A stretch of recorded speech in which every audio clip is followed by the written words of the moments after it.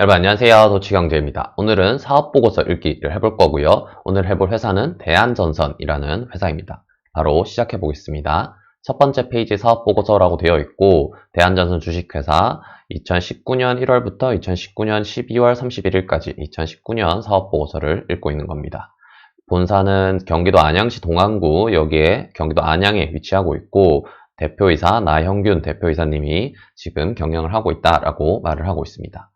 네, 넘어가서 로마자 1번 회사의 개요 부분부터 보면 주요 사업의 내용 부분이 좀 체크할 만해서 가져와 봤어요. 보시면 크게 전선 부분과 기타 부분 이렇게 나와 있어서 그냥 전선만 하는 회사다라고 생각하시면 될 것 같습니다. 뭐 좀 읽어보면은 뭐 각종 전선, 전람, 일반 전기기기 뭐 쭉쭉쭉쭉쭉 있는데 어쨌든 전선 만드는 회사다. 전선 비스무리한 게 있으면 다 이 회사가 만들고 있다라고 생각을 하시면 될 것 같습니다.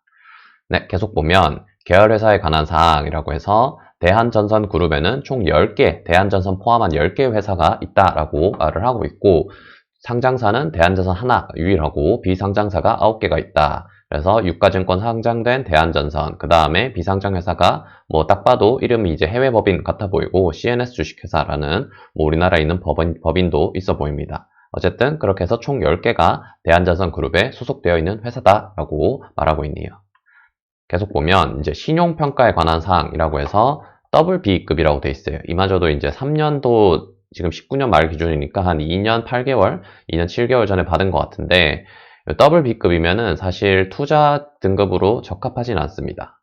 투자 등급은 트리플 B 마이너까지 보거든요. 이 트리플 B 마이너스 바로 다음이 바로 WB거든요. 지금 WB 플러스인데 사실 WB 플러스면은 좀 투자하기에 안전한, 돈을 빌려주기에 안전한 기업이라고 할 수는 없고 조금 리스크를 걸어야 되는 좀 하이힐드, 나쁜 말로는 뭐 정크본드라고도 하는 등급의 채권이라서 회사가 그렇게 탄탄하진 않구나라는 걸 알 수가 있습니다. 그 다음에 뭐 주권 상장 유가증권 시장에 68년 12월에 상장이 되었었다라고 말을 하고 있고요. 네, 그 다음에 계속 보면 이제 회사의 연역 부분인데요. 회사의 히스토리 관련된 부분인 거죠. 히스토리 부분이고 55년에 설립이 됐어요. 이 회사가 사실 55년이 아니고 40년쯤에 일제시대 때 설립이 됐었던 기업을 뭐 이 회사의 창립자분이 요 회사를 이제 인수를 해서 55년에 다시 세운 회사가 대한전선입니다. 그렇게 해서 55년을 시초로 보고 있는 거고 뭐 68년에 상장을 했으니까 사실상 우리나라 주식시장이 생긴 지 얼마 안 돼서 상장한 아주 초창기 기업 중에 하나다라고 말을 하고 있는 겁니다. 그 다음에 보시면 그 다음에 2005년에 베트남에 진출했고 뭐 2006년에 당진에 공장을 건설했고 2009년에 쿠웨이트에도 엄청 크게 팔았고 사우디에도 팔았고 뭐 쭉쭉쭉 호주에도 팔았고 미국, 사우디, 싱가포르, 중동, 카자흐스탄 어쨌든 해외에 많이 이제 대형 프로젝트들을 수주하면서 회사가 성장해 왔었다라고 말을 하고 있습니다. 그 다음에 이제 배당 부분인데요. 배당 부분 지금 없잖아요. 텅텅 비어 있어요. 배당을 지금 안 준다라고 이해하시면 될 것 같습니다. 배당은 없는 회사다. 왜 이러냐면은 지금 연결 주당 순이익이 마이너스예요. 3년째 지금 당기 순이익 마이너스 찍고 있기 때문에 배당을 줄 돈이 없는 겁니다. 뭐 주주들한테는 미안한 말이지만 사실 회사가 적자기 때문에 배당을 줄 수 없는 그런 상태다라고 이해하시면 될 것 같습니다. 네, 그 다음 이제 로마자 2번 사업의 내용 부분에 왔습니다. 사업의 내용 부분에 와보시면 이제 세계 전력선 시장의 규모라고 해서 세계 시장이 어떻게 구성되어 있는가에 대해서도 말을 하고 있습니다. 여기 보시면 북미, 유럽, 동북아, 중국, 이타국가 합계인데 뭐 동북아에서 중국을 빼고 뭐 우리나라랑 일본만 말을 하는 거겠죠. 국내 시장이 포함된 이 시장은 대충 한 1000톤 1000톤이 아니네요. 1000이니까 한 100만 톤 정도가 요 1년 시장인 거고 중국이 한 480만 톤, 그 다음에 북미나 유럽이 한 200만 톤 내외 이렇게 차지를 하고 있고 기타 국가 다 합쳐서 뭐 호주, 아프리카 이런 다 합쳐서 중동까지 다 해서 한 400만 톤 차지하고 있어서 뭐 단일 국가로도 마찬가지고 대륙으로 봐도 이게 중국이 지금 압도적인 1등 시장인 거죠. 중국이 아무래도 아직까지는 전선을 많이 깔면서 개발을 해야 되는 상황이기 때문에 전선 수요가 많아서 이렇게 시장 규모가 1등인 것 같고 우리나라 시장이 포함된 동북아 시장도 뭐 작은 시장은 아니다라는 걸 알 수가 있겠습니다. 그 다음에 시장 점유율 추이라고 해서 이거는 이제 국내 시장 점유율을 하는 건데 대한전선, LS전선, 가온전선 이 세 개 회사가 우리나라 3대 전선 회사다라고 말을 하고 있고 대한전선이 18년, 19년 3분기 기준으로 대충 매출액 기준으로 뭐 LS전선보다는 한 2분의 1에서 3분의 1 정도 하지만 가온전선보다는 한 2배 정도 큰 그래서 뭐 대충 2대 1대 0.5 뭐 이 정도 된다라고 이해하시면 될 것 같고 그래서 대한전선의 점유율은 대충 한 15% 정도 된다라고 이해하시면 될 것 같습니다. 네, 계속 이제 주요 제품 등의 현황 이 부분을 보면은 뭐 글이 되게 많아요. 글이 되게 많아서 제가 몇 가지만 찍어드리면 일단 전선만 하는 회사니까 전선만 보시면 되고 대한전선이 대부분의 매출을 차지하겠죠, 당연히. 그래서 합계 매출이 한 1조 3천억 정도, 1조 4천억 정도 매출을 내고 있고 뭐 전력 및 절연선, 나선 및 권선, 통신 케이블, 뭐 상품 공사 이렇게 쭉쭉쭉 나와 있는데 보시면 나선 및 권선 이 부분이 매출은 가장 높습니다. 비율도 40% 정도 되고 그 다음에 전력 및 절연선이 한 5천억 정도에서 30% 정도. 나머지는 뭐 1천억짜리 있긴 한데 그렇게 뭐 크지 않고 미미하고 총 합쳐서 매출이 한 1조 5천억 정도 된다라고 말을 하고 있고요. 이 두 가지 제품에 대해서 전력 및 절연선이랑 나선 및 권선 이 두 가지를 간단하게 읽어보면 뭐 전력을 소비지의 변전소에 보내는 송전선, 전력 사용자까지 보내는 배전선 어쨌든 다 우리가 흔히 말하는 전선, 이게 전봇대부터 우리 집까지 오는 전선을 이 전력 및 절연선이라고 하는 거고 나선 및 권선은 뭐냐면 뭐 전기기 내부의 코일 상태로 감겨져서 기계적 에너지를 전기적 에너지로 변환시키는 어쨌든 뭐 그런 게 있다고 합니다. 코일 상태의 그런 전선의 형태가 바로 나선 및 권선에 해당된다라고 해서 우리 눈에는 뭐 크게 보이진 않겠지만 이런 것도 많이 팔고 있고 이게 매출이 6천억으로 가장 높다라고 이 정도만 이해하시면 될 것 같습니다. 네, 계속 보면 이제 생산 능력에 대해서도 말을 하고 있어요. 제조업이니까 공장에서 얼마나 생산할 수 있는지를 사업보고서에 표현을 하고 있는 거죠. 아까 제일 많이 팔린다는 나선 및 권선이 아무래도 생산 능력이 제일 높겠죠. 대충 한 7천억 원 정도의 생산 능력이 있는 거고 그 다음에 전력 및 절연선 요게 그 다음 높고 나머지는 뭐 미미한 수준이네요. 근데 보면은 이제 생산 능력이 좀 줄어들고 있어요, 계속. 요게 좀 특이한데, 여긴 늘었다가 다시 줄어든 거고, 여긴 계속 줄고 있는데, 이게 국내 시장에서 아무래도 국내 시장의 성장률 자체가 좀 정체되어 있다 보니까, 국내 시장에는 더 이상 투자하지 않고 해외로 눈을 돌리는 게 아닌가라는 생각이 들거든요. 그래서 해외에서도 이제 생산 기지가 있죠. 보면, 여기가 TCB 코퍼레이트 해서 베트남, 사우디, 남아공 이렇게 공장이 세 군데 있는데, 남아공에도 공장이 대충 크고 그 다음에 베트남에도 공장이 아주 큰 그래서 어떻게 보면은 베트남 공장이 조금 더 확충을 시키면 우리나라 공장과 뭐 아직 뭐 다 합쳐서는 이제 좀 미미하긴 하지만 그래도 어느 정도 좀 규모가 있어 보이는 그런 생산 능력을 보유하고 있는 걸 알 수 있습니다. 네, 계속 보면 이제 주요 생산 설비 및 투자 현황에서 국내 사업장 현황은 아까 이제 당진에 공장이 있다 했죠. 당진 케이블 공장, 전력기 공장, 연구소 이렇게 세 개가 당진에 있고 본사는 안양에 있습니다. 안양에 이제 동안구 시민대로의 대한 스마트 타워라는 곳에 이제 안양 본사가 있고 요 세 개에서 이제 당진에 설비를 갖추고 있고 광주와 부산에 영업소를 갖추고 여기에 있는 기업들 뭐 광주는 제 생각에 이제 여기가 한국전력이 있잖아요. 한국전력이 나주 본사가 있어서 한국전력 대상 영업을 하는 것 같고 부산은 모르겠네요. 부산에 뭐가 있는지 모르겠지만 여기도 영업을 하고 있는 것 같습니다. 네, 그 다음에 주요 해외 생산 범위 현황을 보면 베트남, 사우디, 말레이시아 이렇게 이제 세 군데가 있고 뭐 대충 뭐 주소 말레이시아가 아니죠. 이거 남아공이네요. 남아공. 사우스 아프리카면은 남아공이고 베트남, 사우디, 남아공 이렇게 세 군데에 공장이 있다라고 말을 하고 있습니다. 그 다음 이제 사업의 내용에서 매출 실적 부분인데요. 매출 실적은 제품별로 매출을 얼마 내느냐라고 말을 하고 있는 거고 아까 보시면 이게 제일 많이 팔린다 했고 그 다음에 요거였죠. 그래서 4,400억, 6,200억 정도고 여기서 제가 왜 가져왔냐면은 여기 해외 법인들의 매출 추이를 볼 수 있어 가져왔어요. 여기 베트남, 여기 남아공, 뭐 여기 USA 이렇게 이제 세 가지인데 보시면 베트남 법인의 매출이 굉장히 빠른 속도로 증가를 하고 있거든요. 거의 한 20% 정도씩 연애 성장을 하고 있고 여기 남아공 법인도 거의 20% 가까이 성장을 하고 있는 것 같고 미국은 더 빠르게 성장하고 있어요. 미국은 이제 생산 공장이 아니라 판매만 하는 그런 곳인 것 같은데 미국 발전 시장에 전선 수요가 굉장히 많은 것 같습니다. 그래서 요 세계 해외 법인 매출이 굉장히 빠른 속도로 늘고 있어서 국내 매출은 보시면 나선 및 권선 매출도 계속 줄죠. 이렇게 계속 마이너스인 상태고 여기 전선 매출도 약간 늘었다가 다시 주는 여기도 이제 마이너스 상태고 쭉 해서 여기 국내 매출이 이제 어쨌든 마이너스 추세를 보이고 있는데 해외 매출이 고무적으로 늘고 있어서 해외 매출이 많이 느는 게 어떻게 보면 대한전선이 앞으로 나아가야 할 돌파구가 아닌가라는 걸 알 수 있는 상황입니다. 실제로 지금 IMMP가 최대 주주거든요. 여기서 대한전선의 해외 매출을 좀 많이 확대시키려고 노력을 하고 있는 걸로 알고 있고 실제로 수주 성과로도 이어진 걸로 알고 있고 이게 아직 실제 매출로는 많이 반영이 안 됐다라고 말을 하는데도 이렇게까지 매출이 빠르게 증가하고 있는 걸 보면 앞으로 해외 시장에서 코로나가 끝났을 때 해외 시장에서 대한전선이 많은 실적을 올릴 수 있지 않을까라고 기대가 되는 부분이네요. 네, 계속 보면 주요 매출처는 이렇게 대한전선이 주요 매출처를 이 정도 가져온다라고 말을 하고 있고 주요 매출처 총 매출합이 5,300억으로 지금 전체 매출이 한 1.5조 정도 되잖아요. 3분의 1이 한 주요 매출처에서 발생하고 USA는 뭐 그냥 미국 국가를 말하는 것 같아요. 정부에 파는 건지 아니면 미국에 있는 모든 사업체를 말하는 건지 모르겠지만 미국에 좀 많이 1,000억 정도 팔고 있고 SP 파워그리드라는 곳에도 뭐 1,000억 한전에 아까 광주 영업소가 있는 한전 여기 광주 영업소죠. 광주 영업소에서 한전 전담 맡고 하고 있는 것 같은데 여기서도 한 1,000억 가까이 사고 있네요. 그 외에 뭐 이런 회사들이 좀 사가고 있다라는 것도 알 수 있습니다.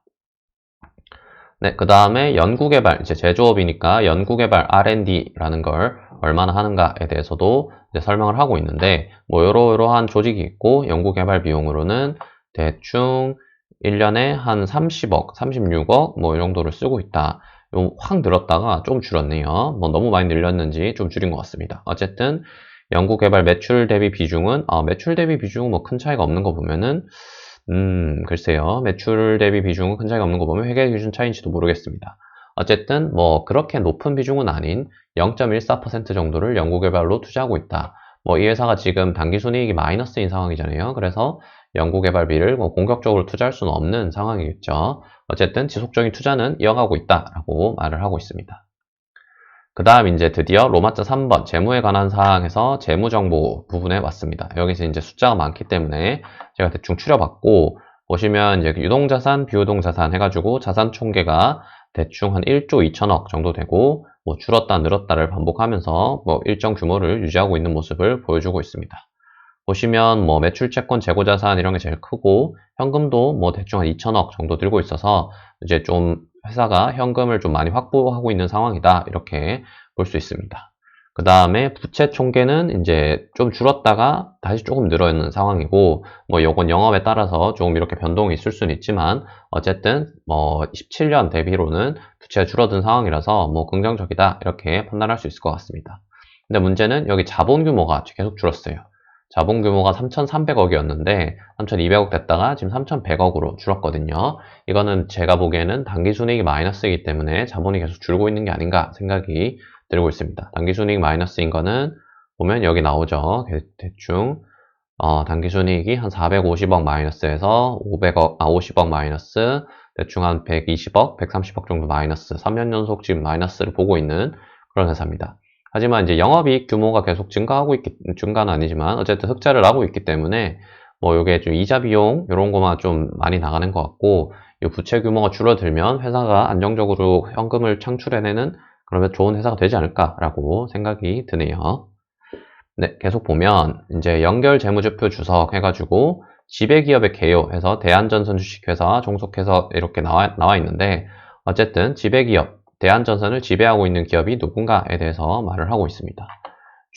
주주면 주식회사 니케라는 회사가 있고 그 다음 채권금융기관 자기주식 이렇게 구분이 되고 보시면 이제 니케라는 거는 제가 아까 잠깐 말씀드렸는데 IMMP라고 지금 사모펀드가 지금 이 회사 대한전선을 가지고 있거든요. 이 사모펀드는 IMMP라는 직접적 이름으로 소유하는 게 아니라 특수목적회사 SPC라고 해서 스페셜 퍼포스 코퍼레이션이라고 하나 어쨌든 이 특수목적 회사를 세워서 간접적으로 이 대한전선 회사를 소유하고 있는 거거든요. 이 SPC의 이름이 지금 주식회사 니케라는 회사인 겁니다. 뭐 이름은 자기들이 뭐 무슨 뜻이 있어 지었겠지만 왜 니케인지는 잘 모르겠고 어쨌든 이 니케라는 SPC가 지금 대한전선을 소유하고 있다라고 이해하시면 될 것 같습니다.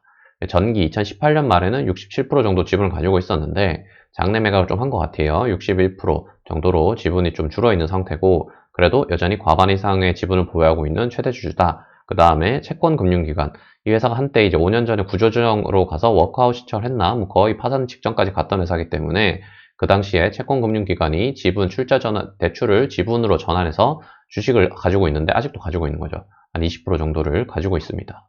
그 다음에 뭐 자기 주식도 좀 있고 기타 기관들이 좀 있어서 뭐 대부분 이제 여기는 소액 주주들이겠죠. 이분들이 가지고 있는 주식이 이 정도 된다라고 또 이해를 하면 되겠습니다. 채권금융기관은 이 당시에 이제 대한전선에 돈을 빌려줬던 은행들이죠. 우리은행, 하나은행, 뭐 산업은행, 국민은행 쭉쭉쭉 뭐 지분 순서인 것 같습니다. 하나은행이 제일 많이 물린 게 아닌가 생각이 드네요. 그 다음에 이제 종속기업의 현황, 아까 종속기업도 한 10개 정도 있다라고 말을 했었는데 보시면 특이한 회사가 무주 파인스톤 차무, 이 무주가 뭐냐면은 그 진짜 무주예요. 지역명 무주 리조트 아시죠? 스키장 있는 무주 리조트, 거기를 지금 대한전선이 가지고 있어요. 샀다가 망했죠. 이것 때문에. 어쨌든 무주 요거를 가지고 있어서 뭐 부동산 투자를 하는 회사다라고 이해하시면 될 것 같습니다. 그 다음에 뭐 대한 글로벌 홀딩스, 대한 뭐 일렉트로닉스인가요? 뭐 모르겠지만 USA 미국 법인, 베트남 법인, TCJ차 유한회사. 요거는 이제 비지배 지분만 100%인데 주요 연결회사로 포함된 거 보면 뭐 제 생각에는 자산 유동화를 해서 대출을 받기 위해서 이런 회사를 세운 것 같은데 뭐 크게 중요한 건 아닌 것 같습니다. 사우디, 그 다음에 남아공 회사, 뭐 그 다음에 여기도 남아공 회사고 네덜란드 회사도 있고 건설 회사 하는 종합 건설업을 가지고 있는 CNS라는 해외 건설 수주를 할 때 필요한 이런 건설 회사도 가지고 있습니다. 어쨌든 이 정도 회사가 있다라고 이해하시면 될 것 같고 대충 규모를 보면 이제 베트남 법인 제일 크고 미국 법인이 더 크네요. 미국 법인이 제일 크고 그다음 베트남 법인, 그다음 남아공 법인 요 3대 회사가 제일 크고 뭐 기타 여러 회사들은 규모가 작다라고 이해하시면 될 것 같고 매출 규모도 역시 미국 법인이 대충 1,300억, 1,400억 정도, 그 다음에 베트남 법인이 1,000억, 남아공 법인이 600억 정도로 뭐 요 3대 해외 법인의 매출 규모가 큰 편이다. 그리고 얘들의 앞으로 성장성이 많이 기대된다라고 말을 하고 있습니다. 네, 그 다음에 관계기업 투자에서 좀 제가 특이한 게 있어서 하나 가져와 봤는데 뭐라고 올릴지도 모르겠어요. 블라스 인베스트먼트 리미티드라고 해서 키프로스에 있어요. 키프로스가 어디냐면은 섬나라 국가거든요. 어디 있는지도 모르겠는데 이게 조세 회피처예요. 조세 회피처라서 이 회사가 이제 보통 부동산 투자를 한다고 돼 있잖아요. 이게 해외 부동산 투자한 것 같은데 해외 부동산을 SPC, 여기도 아까 말하는 스페셜 퍼포스드 코퍼레이션, 요 특수 목적 회사를 세워가지고 키프로스에 세웠겠죠. 그래서 해외 어디에 있는지 모르겠는 부동산에 투자를 한 것 같은데 규모가 한 200억 돼요. 그래서 이 회사가 꽤 큰 규모를 여기다가 어디다 투자했는지도 모르겠는데 어쨌든 투자를 하고 있는 상태고 이게 옛날 사업 보고서를 찾아보면 한때는 장부같이 빵으로 처리를 한 적도 있거든요. 그러니까 취득원가 장부금액? 그래 지금 빵이네요 이미. 그래서 200억을 투자했다가 어디 날린 게 아닌가 생각이 드는데 어쨌든 뭐 모르겠습니다만 장부 사업 보고서에는 계속 나오고 있어서 제가 특이해서 한번 가져와 봤습니다. 네, 그 다음에 보면 이제 주주에 관한 사항 부분에 왔어요. 이제 로마자 7번이고 주주 보면 아까 IMM이 가지고 있는 스페셜 퍼포스드 컴퍼니, 요 SPC 이름이 니케라고 했죠. IMMP가 가지고 있는. 그래서 지분이 보면은 연초에 67%였다가 19년 중에 시간의 매매로 대량 매도를 했나 봐요. 61%로 줄어있는 상황이고 그 다음에 주식회사 니케의 그럼 최대 주주는 누구냐 하면 IMM, 아까 제가 말씀드렸던 요 PE의 이름이고 PE가 운영하고 있는 로즈골드 2호 펀드가 지분을 97.52%를 요 니케 지분을 가지고 있는 거고 그래서 뭐 대충 거의 100%를 가지고 있다 이렇게 보시면 될 것 같고 그럼 이 IMM 로즈골드 2호에 또 최대 출자자가 있을 거 아니에요? 여기 펀드 이름이니까 최대 출자자 누구냐? IMM 프라이빗 에쿼티는 3%밖에 안 가지고 있고 기타 연기금들이 25%를 가지고 있다. 이 연기금이 누군지는 모르겠지만 뭐 우리나라의 대표적인 이런 투자를 하는 회사들이 뭐 몇 가지 있죠. 공제회라든가 아니면은 연금, 뭐 국민연금, 사학연금, 공무원연금 이런 연금 회사들이라든가 이런 자본시장의 큰 손들이 이런 IMM 2호 펀드에 출자를 해서 지금 지분을 이 정도로 가지고 있는 거고 요건 아마 블라인드 형식이라서 요 니케뿐만 대한전선을 가지고 있는 니케뿐만 아니라 여러 가지 회사들을 포트폴리오로 가지고 있을 걸로 추정이 되고 있습니다. 네, 어쨌든 최대 주주 변동 내역, 그 다음을 보면 대한광통신이라는 회사가 원래 이 대한전선 지분을 많이 가지고 있었네요. 한 6%, 7% 정도 가지고 있다가 2015년 9월 26일에 주식회사 니케 IMMP로 지분 75%를 넘긴 것 같습니다.